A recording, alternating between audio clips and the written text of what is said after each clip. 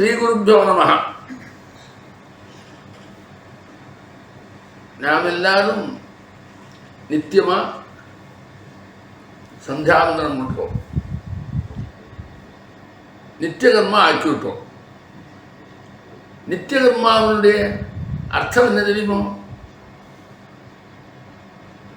ஒரு காரணமும் இல்லாமல், எந்த எதிர்பார்ப்பும் இல்லாமல் கடமை அப்படின்னு நினைச்சு அதை பண்ணியே ஆகணும் என்கிறதெல்லாம் நித்திய கர்மா. அதுக்குன்னு தனி ஒரு பிரயோஜனத்தையோ அப்படி ஒன்றும் பார்க்கறது இல்லை. அந்த சந்தியாவந்தன கர்மாவில் 2% இருக்கு. ஒன்று சந்தியாவந்தனம், காயத்ரி ஜபம். உண்மையா சொல்ல போனா சந்தியாவந்தனத்தில் 2 பிரிவு. ஒன்று சந்தியாவந்தனம், இன்னொன்று காயத்ரி ஜபம். அப்படிதான் அர்த்தம். சந்தியாவந்தனம்னு ஒரு பிரிவு, அதில் 2. சந்தியாவந்தனம் ஒன்று, காயத்ரி ஜபம் ஒன்று. 2 போர்ஷன். 2 எப்படி பிரிச்சிருக்கா தெரியுமோ? உள்ளுக்குள்ளே இருக்கிற பிரிவு, வெளியில் இருக்கிற பிரிவு இல்லை. அது அவர் சொல்லுவார். இப்படி சொல்லுவார், நான் சந்தியாவந்தனம் பண்ண போறேன்னு சொல்லுவார். ஒரு போர்ஷன் பண்ண போறேன்னு சொல்றதுக்கு முன்னாடி விக்ரம் இல்லாத இருக்கிறதுக்கு நான் இந்த சந்தியாகர்ம நித்தியகர்மாவை அனுஷ்டானம் பண்ணுறதுக்காக விக்னேஸ்வர பிரார்த்தனை பண்ணுவேன். சுக்லாம்பரம் இஷ்டம். உடனே பிராணாயாமம் எல்லாத்துக்கும் தேவையாக இருக்குது. அது முடிஞ்ச உடனே என்னத்துக்கு பண்ணுறேன் எங்கிறத சுட்டி காட்டுற போது என்ன கர்மா எங்கிறதையும் சொல்லுவோம். நீ பாபக்ஷயத்வாராங்கிறத விட்டு விடும், துரிதக்ஷயத்வாராங்கிறத விடு. அது துவாரா தான், அது பிரதான லட்சியம் இல்லை. துரிதக்ஷயம் என்னுடைய லட்சியம் அல்ல. அது வழி அப்படி சொல்ற போது லட்சியம் வேற. அது வழி சொல்றது அதுவும் வேணும்னு அர்த்தமே தவிர அதுக்காக நாம் பண்றேன்னு இல்லை. அது வழியா அது கிடைக்கிறது, அது இல்லாதே கிடைக்கும், அது வழியா கிடைக்கட்டும் சொல்லு. அதனுடைய தாற்பயம் என்னுடைய பாபம் சகிக்கிற போது என்கிட்ட எல்லா விதமான யோகியதையும் வருது அந்த கர்மாவுக்கு. அதுக்காகத்தான் இந்த சப்தத்தை போட்டிருக்கேன். அதனாலே என்னுடைய எல்லா பாபம் போகும்னு நீ நம்ப முடியாது. அதுக்கப்புறம் பாபியா இருக்க, உடம்பு சரியில்லா இருக்க, கஷ்டப்படுறேன், அதோட சந்தியாவந்தனம் பண்றேன். அப்போ அதனுடைய துரிதக்ஷயத்வாராங்கிறது சந்தியாவந்தனத்தினுடைய லட்சியம் அல்ல, அவனுடைய விருப்பமும் அல்ல. அவன் அங்கே எதிர்பார்க்கறது உபாசனையில் நான் பண்ணக்கூடிய என்னுடைய சரீரத்துக்கு எனக்கும் அதிகாரம், பூதத்துவம். உபாசனையில் நான் இறங்குற போது எனக்கு அது அதிகாரமும் வேணும், பூதத்துவம் வேணும். அது 2 தான் உபாசனையை முழுமையாக்கும்.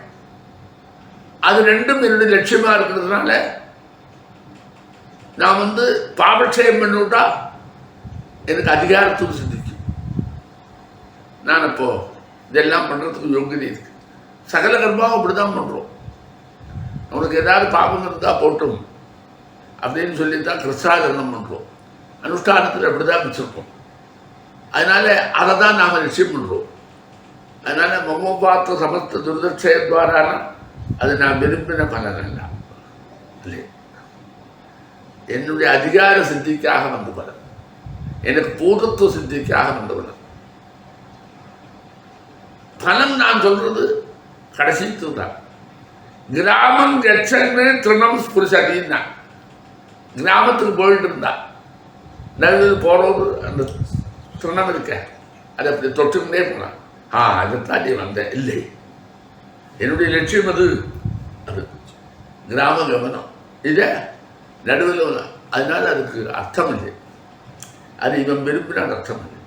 விரும்பினா கூட கர்மாவுடைய பலனாக விரும்புகிறேன். அந்த கர்மா செய்யறதுக்குள்ளதான என்னுடைய அதிகாரம் என்னுடைய பூதத்துவம் ரெண்டும் தேவை. சர்வ காரியங்களிலே பார்க்குறோம். அது வேணும் எங்கிறதுக்காக தான் சங்கல்பத்தில். சங்கல்பம் பண்றவர் என்ன சொல்றார்? பிராத சந்தியாம் உபாசிஷே. கரிஷே இல்ல, கர்மா இல்ல, உபாசனை. உபாசனைன்னு வந்தாலே நாம் பண்ண வேண்டிய செயல் அர்த்தம். நான் அதை பண்ணணும்ங்கிறது தான் செயலே தவிர அந்த கர்மா தனியே இருக்கு, நான் பண்றேன்னு இல்லை. என்னுடைய கர்மா உபாசிஷே ஆத்மநேபதம். உபாசனா பலம் இருக்க அதை என்ன வந்து சேரணும். ஆத்மகாமனி கிரியாவலே ஆத்மநேபதம்னு வியாகரணத்தில் சொல்லியிருக்கு. ஆத்மநேபதத்தை பிரயோகம் பண்ணினா இந்த கர்மாவுடைய பலம் என்ன வந்து சேரணுன்ற எண்ணம் இருக்கிறதுனால அந்த சம்ஸ்கிருதத்தில் அந்த கிரியை போடுற போது ஆத்மநேபதம் போடுன்னு சொல்லுவார். கரிஷே வச்சனம் தவா. கரிஷே ஆத்மநேபதம். அப்ப ஆத்மநேபதம் போடுற இடத்துல எல்லாம் தாற்பயம் என்னன்னா அந்த கர்மாவுடைய பலப்பிராப்தி என்ன வந்து சேரணும் அப்படின்ற அப்படி அர்த்தம் நல்லது. அதனால தான் உபாசிஷே அப்படின்னு உபாசனை தான் சொல்லப்பட்டிருக்கு. உபாசனை சொன்னாலே இங்க என்ன வருது? எத்தனையோ உபாசனை இருக்கோமே. அப்படின்னா மைண்டு குறிப்பிட்ட ஒரு தத்துவத்திலேயே நிரந்தரமா இருந்து மனசினுடைய அந்த சாஞ்சல்யம் அதை நிறுத்தி அதற்கு சகல கர்மாவும் பண்ணுறதுக்குள்ள சாமர்த்தியத்தை ஊட்டுறது ஒரு உபாசனையில் இருக்கு. உபாசனையில் இருக்காங்க. அப்போ சப்தம் எப்படி இருக்கு? நான் ஒரு கார்த்தால ஒரு கர்மா பண்றேன்னு இல்லை, இல்லை, உபாசனை பண்றேன். உபாசன சப்தத்தினால பிராத சந்தியா உபாசிச்சு. அப்ப சந்தியோபாசனா. ஆறு உபாசனைக்கு கர்மா அப்படின்னா சந்தியா அப்படின்னா காலம். சந்தியாங்கிறது காலம்னா திவா காலம், ராத்திரி காலம், சந்தியா காலம். காலத்தை உபாதிக்கிறேன்னா காலத்தை உபாதிக்கிறேன்றது தாற்பயம் என்னன்னா என்னுடைய இந்த அபிப்பிராயத்துக்காக உபாதிக்கிறேன்.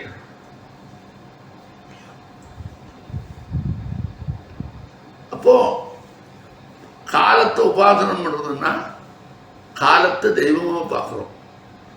இது காலகாங்கிறது கால சிருஜதி பூதாதி. காலம் சர்ஜனம் பண்றதுன்னா தெய்வம் தானே சிருஷ்டி பண்றது. கால சம்பரதே பிரஜாக. அதை அடக்கிறதுன்னா காலம் தானே. காலோ ஜாகிரதி நடுவில் அப்படின்னா இதுக்கு போடுற போது கால சப்தம் உப்பு சப்பு இல்லாத ஒரு வேலையை குறிக்கிறதுன்னு இல்லை. அது பரமே ஈஸ்வரனுடைய ஸ்வரூபம். காலஸ்வரூபி அப்படிங்கிறத அந்த ஈஸ்வரனை பார்த்துதான் சந்தியா காலம். சந்தியான ஸ்ரீலிங்கம் வந்திருக்கே தவிர காலத்தை ஒட்டி அது வந்து ஈஸ்வரனைத்தான் நான் பண்றேன்.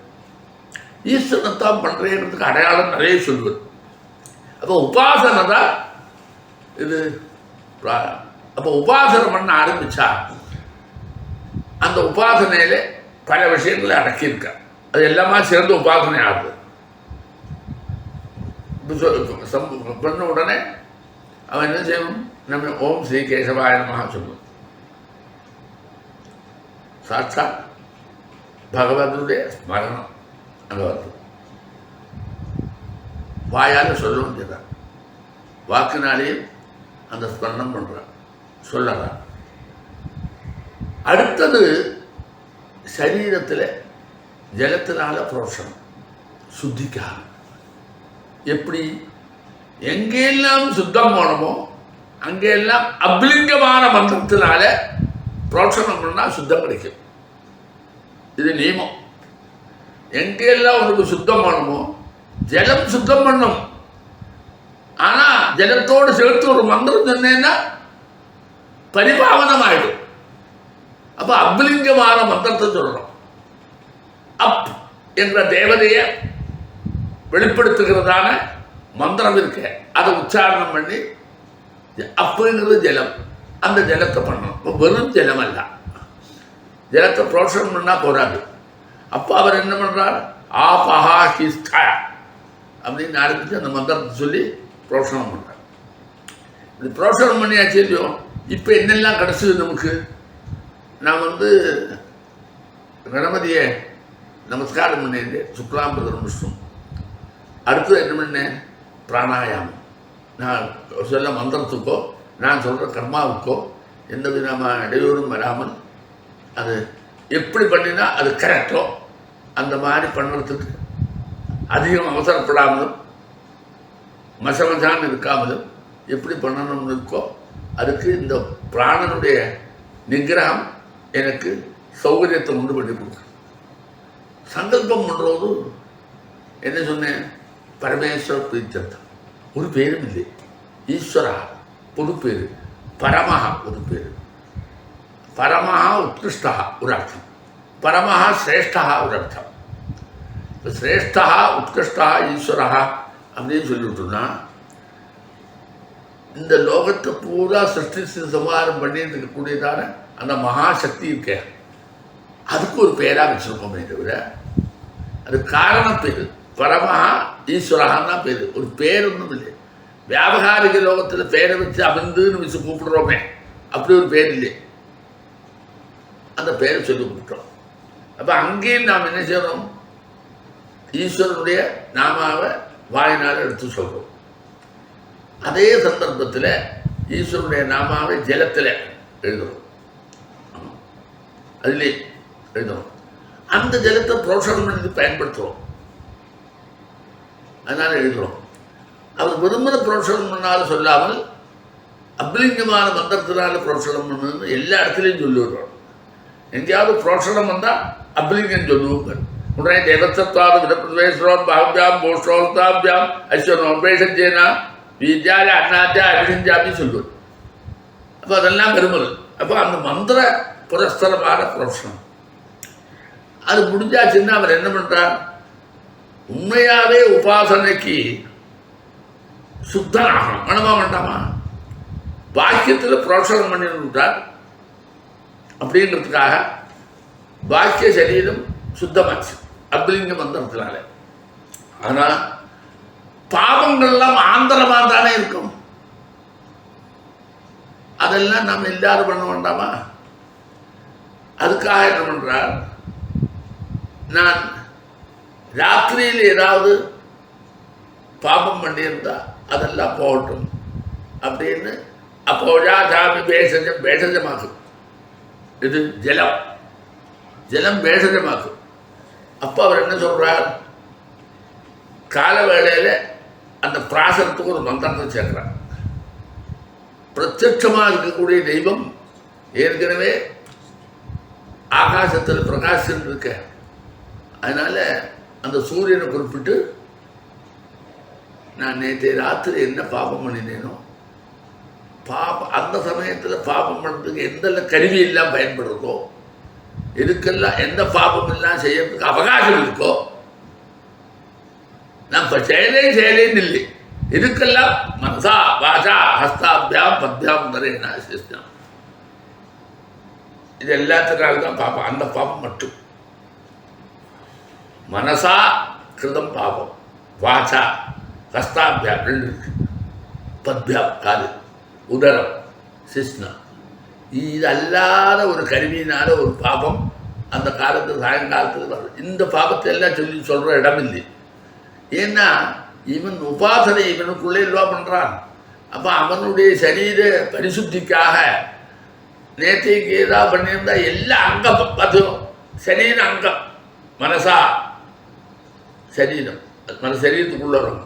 வாசா ஹஸ்தாபியாம் பத்யாம் உதரம் சிஸ்னா இதெல்லாம் அங்கபூதம். இதிலெல்லாம் நான் விபரீதமான நடைமுறைகளே பாவம்னு அர்த்தம். இதுக்கு எதை செய்யணும்னு எதை நம்ம கொடுத்துருக்காமோ அதை செய்யாமல் அது விருத்தமானது பயன்படுத்தினாலே தப்பு. இதுக்கு எதை செய்யணும்னு சொல்லி எந்த பொருளை எதுக்குன்னு தீர்மானம் பண்ணி வச்சிருக்காளோ அதுக்கு அந்த பொருளே இருக்கிற பிரயோஜனத்தை விட்டு அதை வேறொரு பொருளுக்கு வேறொரு விஷயமா பிரயோஜனப்படுத்தினாலேயே அது தப்பு தான். ஆமாம், ஒரு ஸ்பூன் கொடுக்குறான் எடுக்கிறதுக்கு அவன் என்ன செய்யறான், பூனை எடுத்து வச்சுன்னு இப்படி தட்டுறான். அப்போ ஒன்றை இன்னொன்றுக்கு பயன்படுத்தினாலே தப்பு. அப்போ நம்மள்ட்ட என்னெல்லாம் இருக்கு, திருக்கரணம், மனசு, வாக்கு, கர்மம். அப்போ இதனால எது ராத்திரியா பாபம் என்னால் செய்யப்பட்டுரும். எப்படிடா ராத்திரி பாபம்? மனசுனால பண்ணுவேன், ஓ சிந்தனை வருமே, வாக்குனால பண்ணுவேன், சொல்லுவியே, கையினால பண்ணுவேன், செயல் காலினால பண்ணுவேன், அதுவும் 2 இருக்கு, அது ஒரு அங்கம். சிஸ்டத்தினாலேயும் பண்ணுவேன், உதரத்தினாலேயும் பண்ணுவேன். தப்பான ஆகாரத்தை போட்டுன்னா உதரம் தப்பு. அப்போ அந்த மாதிரி அதனால செய்யப்பட்டதான அந்த தோஷமெல்லாம் நிவர்த்தி ஆகணும்னா அது ஜலம் மந்திரபூர்வமாக உள்ள போனால், மந்திரபூதோதகம் ஜலம் அது உள்ள போயிடுச்சுன்னா அது சரியா வந்துடும். அதனால என்ன பண்றார், அந்த பாவம் கண்ணுக்கு புறப்படாத போனோம். ஆமா, கண்ணுக்கு புறப்படாத அழிக்கிறது ஜலத்தை விட அக்னி. கண்ணுக்கு புறப்பட்டு அழிக்கிறது ஜலத்தை விட கண்ணுக்கு தெரியாதே இருக்கு. போனது எல்லாம் எரிஞ்சு போனா ஒண்ணும் இல்லை. சருகு எரிய விடுற, எரிஞ்சு போனால் சாம்பல் கூட மிஞ்சாது, பொருளே இருக்காது. திரி எரிஞ்சு போனால் போயிடுது. அப்போ கண்ணுக்கு புலப்படாமல் அது அழியறதுக்கு அக்னி தான் வேணும். அக்னிக்கு தான் அந்த சாமர்த்தியம் இருக்கு, வெறும் ஜலத்துக்கு அந்த சாமர்த்தியம் இல்லை. அப்போ இவர் என்ன பண்றார், சூரிய ஜோதிட ஜுஹோமி சுவாகாங்கிறார். சூரிய ஜோதிசிலேயே நான் பண்ணுறேன் ஜுஹோமி. அப்போ அது பின்ன இருக்காது, மிச்சமும் இருக்காது, திரும்பவும் தொழுத்துக்காது, அது அழிஞ்சாச்சு. அந்த மாதிரி ஒரு அழிவை சொல்லறதுக்கு தான் இந்த மந்திரத்தில் சொல்கிற போது இது சூரிய ஜோதிஷி ஜுஹோமி சுவாகா. அப்போ சூரியனாகிற ஜோதிஷில் நான் இதை ஹோமம் பண்ணுறேன் அப்படின்னு ஜலத்தை, ஜலம் ஔஷதமாகும். அங்கே ஜலம் அங்கே ஔஷதம். இப்போ அந்த ஜலம் அங்கே போன உடனே அந்த பாபங்கள்லாம் அந்த ஸ்பாட்டிலே போச்சு. போச்சா போகலையா பார்க்க வேண்டாம். இப்படி ஒரு கர்மா பண்ணுறோம். அப்போ தன்னை பரிசுத்தமாக்கிக்கிறதுக்காக தான் இந்த கர்மா, அதுவே லட்சியம் இல்லை. அப்படி பண்ணின உடனே அங்கே ஒரு நாசகம் பண்ணிவிட்டோமே, இது இந்த பாவத்தை அழிச்சோமே, அழிக்கிறதுக்காகத்தானே அந்த இது போச்சு.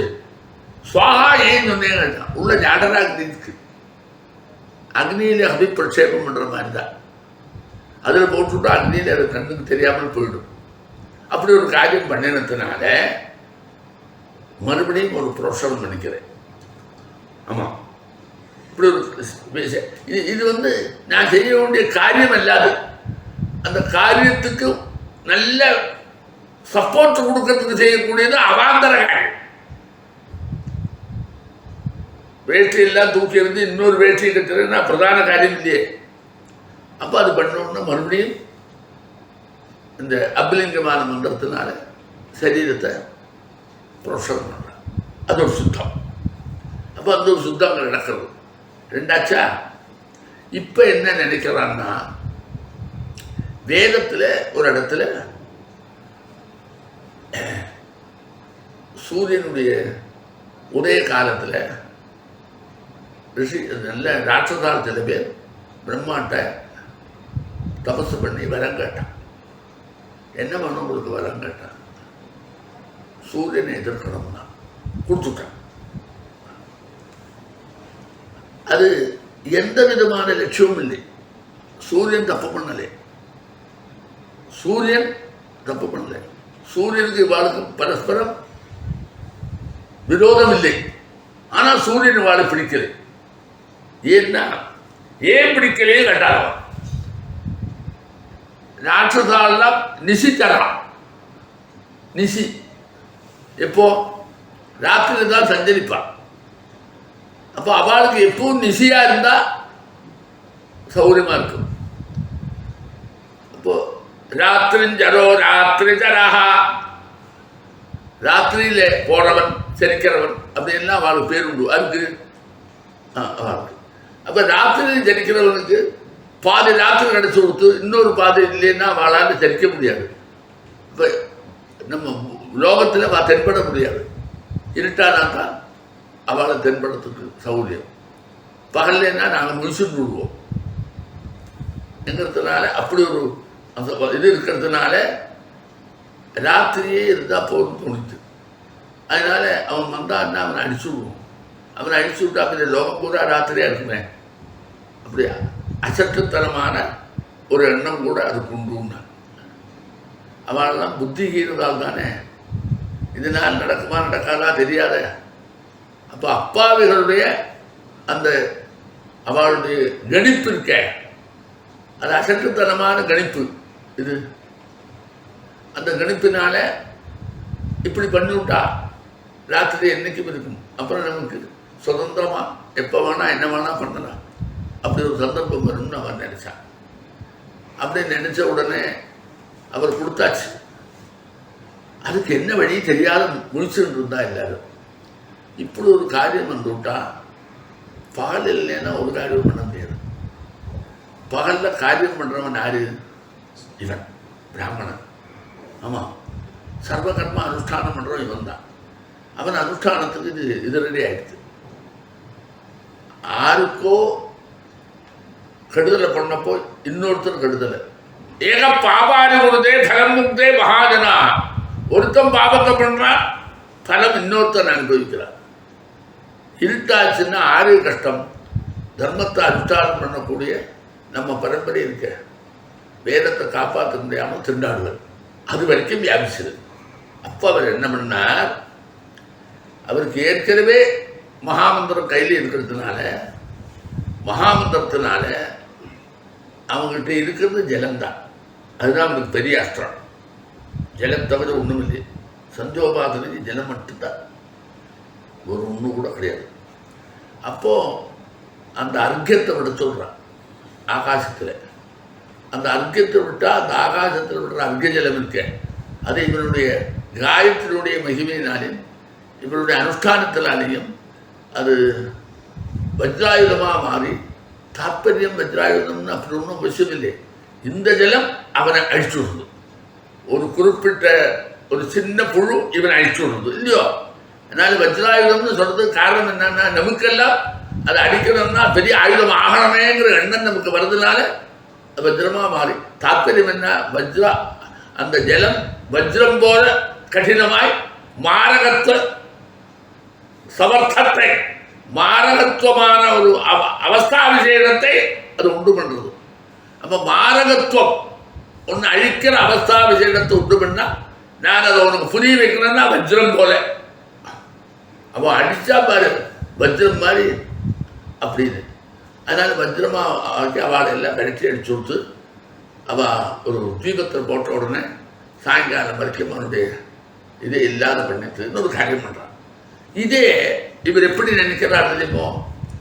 உபாசனம் பண்ணிகிட்டே வருவது எங்கே நம்முடைய நித்தியகர்மானுஷ்டானத்துக்கு மொத்தத்துக்கும் புள்ளி வைப்புமோ அப்படின்னு பயம் வந்த உடனே அதை இல்லாமல் பண்ணுறதுக்கு உதிக்கிறோடு பண்ணும்போதே அதை விடுறோம். அதனால தான் கால வேளையில் உதிக்கிறதுக்கு முன்னாடியே விடலாம். ஏன்னா முதல்ல வரும்போதே ஓடி விடுவது, வந்ததுக்கு அப்புறம் அடிவிடத்துக்கு இருக்கக்கூடாது. அப்போது அப்படி அதை போடுறான். இதை இந்த ஜலத்தை வச்சு போடுற போது ஆகாசத்தில் தான் விட சொல்கிறான், கீழே இல்லை. அது கனீபூதமாக இருக்கிறதுனால இதில் வந்து விடுறது, இது விடுறது ஆகாசம். அப்போ ஆகாசத்தில் 3 அர்க்கியம் விட சொல்லும். அந்த அர்க்கியம் விட சொன்னால் சங்கியா இருக்க 3 அசந்திக்கமாக இல்லாமல் இருக்கிறதுக்கு 3ன்னு வச்சுருப்போம். ஒரு சமயத்தில் 2 விதாலும் இன்னொன்று 3ன்னு வருது இப்படி சொல்கிறோம். 3 விடுறோமே. இந்த அர்க்கிய ஜலம் அதை பண்ணி விடுத்து. அதனால இவனே இவனுடைய கர்மாவுக்கு வரக்கூடியதான பிரதிபந்தகத்தை இவன் தன்னுடைய மந்திர பிரயோகத்தினாலேயும் ஜனத்திலாயும் இந்த ஒரு காரியம் உபாசனைக்கு நடுவில் பண்ணினான் இல்லையா, அப்போ இன்னொரு கர்மா அதுக்கு நடுவில் நுழைஞ்சதுனால அதனால் வரக்கூடியதான இடையூறு இல்லாமல் பண்ணுறதுக்கு பிரதட்சணம் பண்ணி இது ஆச்சமயம் பண்ணுறாங்க இல்லையா? அப்படி அப்போ அதேங்க அந்த நம்ம சரீரத்துக்கும் மனசுக்கும் வரக்கூடிய இடையூறை விளக்குறான். இதுக்கப்புறம் என்ன பண்ணுறான் தெரியுமோ? ஏன் இந்த ஆதித்யனை அந்த ஆபத்திலிருந்து காப்பாற்றணும் அப்படின்னு கேட்டா அதுதான் பிரம்மம். பிரம்மன் தான் நம்ம கண்ணுக்கு புறப்படும்படியா ஆதித்ய வடிவில் நேரடியாக நமக்கு காட்சி அளிக்கிறார். அப்படின்னு கையை காட்டுற அசௌ அதான் தெரியுது. பிரம்மத்துக்கு என்ன லட்சணம் சொல்லுவியோ அது லட்சணம் அங்க பொருத்தம். பிரகாசமயம். ஆமா, அங்க அவயவங்கள் இல்லை இல்லை. சர்வத்திர வியாப்தம். லோகத்தில் இருக்கிற எல்லா பதார்த்தத்திலையும் தன்னுடைய அனுகிரகத்தை சமானமா பண்றான். பட்சபாதம் இல்லை. எல்லா ஜீவராசிகளையும் உணர்த்துறான். ஒருத்தர் பாக்கி இல்லை. எல்லாரையும் செயல்பட வைக்கிறான். ஒருத்தர் பாக்கி இல்லை. அத்தனை காரியத்தையும் அவன் ஒருத்தர் செய்யறான்.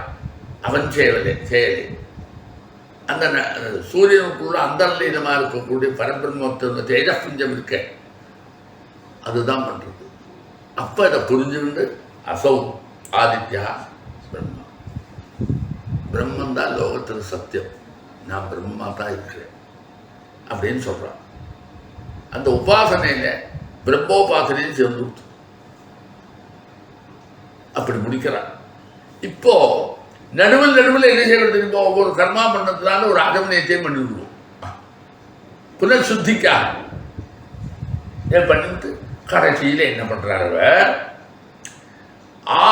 ஆகாசத்தில் இருக்கிற கிரக ரூபேன இருக்கக்கூடிய கோளாகாரமா இருக்கக்கூடிய தேஜோமை வடிவத்தில் இருக்க சூரியன் பண்ணார். பாக்கி எல்லாம் அங்கே இருக்க. சந்திரன் இருக்கான், பாக்கி கிரகங்கள் இருக்க. அந்த கிரகத்துக்கெல்லாம் ஜலம் ஒன்றுதானே இருக்குது. அதனாலேயே திருப்திப்படுத்துகிறான். ஆதித்யன் தப்பியாமி சோமன் தப்பியாமினாங்க கேது வரைக்கும் போச்சு. அதை திருப்திப்படுத்தி அந்த தேஜோமயமான அந்த தேஜ புஞ்சமா பார்க்கக்கூடிய பரபிரம்மம் இருக்க அது ஆறு கேசவாதி நாராயணன். அதனால் அவனுக்கும் கேசவாதி துவாதச நாமத்தை சொல்லி தர்ப்பணம் பண்றான். இத்தனை காரியம் இதில் நடக்கிறது. அப்புறம் ஆச்சமனியம் பண்ணி நான் பண்ண கர்மாவெல்லாம் பிரம்மாவை கற்பனம் போடுற வரைக்கும் ஒரு சின்ன போர்ஷன் இருக்க. அது சந்தியாவந்தனத்தில் ஒரு போர்ஷன், சந்தியோபாசனையில். இப்போ இந்த போர்ஷனில் எத்தனை அடக்கியிருக்கோம், அதில் எத்தனை காரியங்கள் நடந்தது எல்லாமே கடைசியில் அவன் என்ன நினைக்கிறானோ உபாசனை, அந்த உபாசனையில் முழு பலன் கிடைக்கிறதுக்கு இடையில வரக்கூடியதான இடையூறு இல்லாமல் அப்பப்போ புதுப்பிச்சிருந்து சரீரத்தையும் மனசையும் புஷ்டியா, அதாவது அதிகார சம்பத்தும் பூதத்துவ சம்பத்தும் ரெண்டையும் ஏற்படுத்தியிருந்து இப்படி ஒரு கிரியாகலாபத்தை பண்ணி முடிக்கிறது இருக்கேன். அது ஒரு போர்ஷன் அப்படி பண்ணுறோம். இதில் இன்னொன்று கவனி, என்னைக்கு அத்தியனம் பண்ணினோமோ அன்னைக்கே இந்த கர்மானுஷ்டானம் ஆரம்பிச்சு. ஏன்னா அத்தியனம் பண்ணுறதுக்கு முன்னாடி உபநயனமான கர்மானுஷ்டானம் ஆரம்பிக்கிறான். இப்போ அத்தியனத்துக்கு முன்னாடி இந்த கர்மா சொல்லியிருக்கு. அத்தியனம் பண்ணுறதுக்கு முன்னாடியே இந்த கர்மா வந்தாச்சு. வேதத்தை அத்தியனம் பண்ணுறது என்கிற ஒரு ஸ்டேட்டஸ் வரத்துக்கு முன்னாடியே அத்தியனம் பண்ணுறது யோகிரா சம்பாதனத்திலேயே உபநயனம் வந்தது. நித்தியகர்மாவும் வந்துவிட்டு நித்தியகர்மா அனந்தரம் தான் வந்தது. அன்னைக்கே ஆகாசத்தில் இருக்கக்கூடிய இந்த கிரகங்களை பற்றி அவன் சொல்லியாச்சு. அதனால் நீ பின்னாடி வரக்கூடியவா 7 கிரகம் இருந்தது. அப்புறம் அமிர்த மந்திரம் ஆச்சு. அப்புறம் ஒருத்தன் வந்தான், அவன் கவித்தை 2ஆக வெட்டினான்.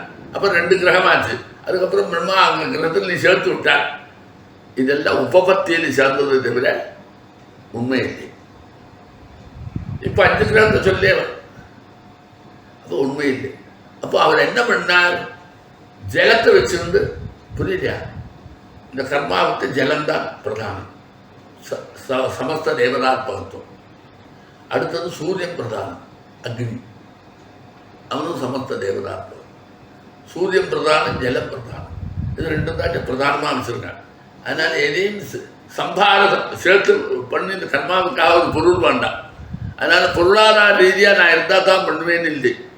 ஜலம் பொது, சூரியன் பொது, என்னைக்கும் அவனை உதிக்கிறவன், என்னைக்கும் இருக்கிறது ஜலம்.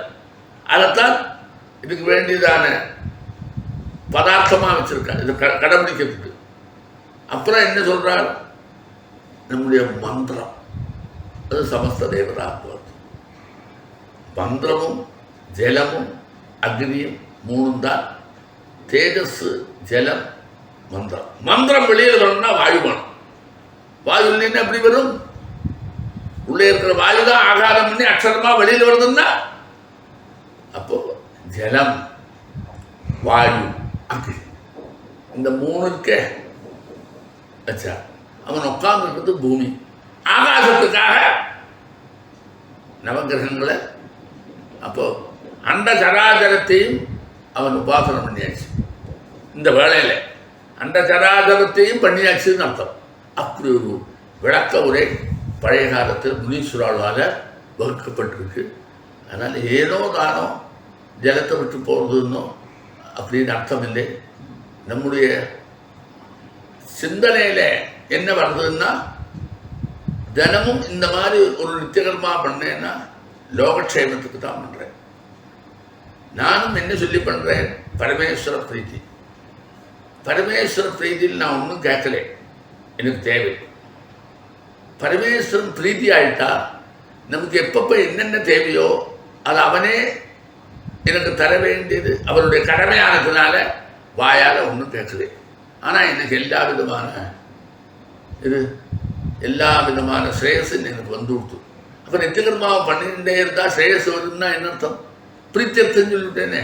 பரமேஸ்வர பிரீத்தி, அவருடைய சந்தோஷம் தான் எனக்கு அப்படின்னு சொன்ன. அவர் சந்தோஷப்பட்டா ஆறு இந்த காரியம் செய்தாரோ, அவருக்கு என்னெல்லாம் தேவையோ வாயால் சொல்லி கேட்காததுனால அந்தந்த காலத்தில் என்னென்ன தேவையோ அந்த தேவை எல்லாமே அவர் பூர்த்தி பண்ணுறதுங்கிறதான விரதத்தை அவர் எடுத்துப்பார். அப்போ நமக்கு ஒன்றுக்கும் கேட்டு வாங்கணும்னு அவசியம் இல்லாத போயிடுது. அதனால தான் பிரீத்தியர்த்தம் சொல்லி போடுறான். இன்னைக்கு நமக்கு எல்லா இடத்துலையும் அதுவும் பிரீத்தியர்த்தம் ஒன்றும் இல்லைப்பா. ஒரு கன்னிகை தானம் பண்ணுறான், அவன் என்ன சொல்கிறான், மகாவிஷ்ணு பிரீத்தியர்த்தம் சொல்கிறான். ஆமாம், அப்போ நம்மள்கிட்ட எல்லாம் இருக்கிற எண்ணம் என்ன, எல்லாம் பரமேஸ்வர பிரீதிக்காக, பகவத் பிரீதிக்காக தான் நம்முடைய கர்மாவெல்லாம் அர்ப்பணம் பண்ணுவோமே தவிர, பண்ணுற போதே சங்கல்பத்திலே கடைசியில் பிரம்மாண்டம் வஸ்து விட்டு விடு. சங்கல்பத்திலே அப்படிதான். அங்கே சொல்கிற போதே சங்கல்பம் சொல்லும் போது சானாம் போர்ரேஷா நசானாம் பரேஷா மாத்தரசேகம் சொல்லுல உத்தாரணத்வாரா நித்திய நிதிசய ஆனந்த சாஸ்வத பிரம்மலோகாபாப்தம் மகாவிஷ்ணு பிரீத்தியர்த்தம் இருக்கு. அப்போ நமக்கு எல்லாத்தையுமே பகவத் அர்ப்பணம் பண்ணுறதுங்கிறதான எண்ணம் இருக்கேன், அது நமக்கு வந்தாச்சு. எல்லாத்தையும் நாம கொடுத்துட்டு ஃப்ரீயா இருந்தா உடனே எல்லாத்தையும் எங்களுக்கு வந்து விட்டாரு. அவர் இதே மாதிரி நல்ல கர்மா பண்ணிட்டு இருக்கிறோம்னா அவருக்கு என்னெல்லாம் சௌகரியம் தேவைப்படுமோ அது எல்லாத்தையும் நாம கொடுத்தாகணும்னு எனக்கு கடமையா வந்து கொடுத்தேன் அப்படின்னு பகவானுடைய பிரசாதம் நமக்கு கிடைக்குங்கிற எண்ணத்துல தான் அன்னைக்கு இதை பண்ணினார். அப்போ சந்தியாவந்தனத்துக்கு நிறைய பலன்.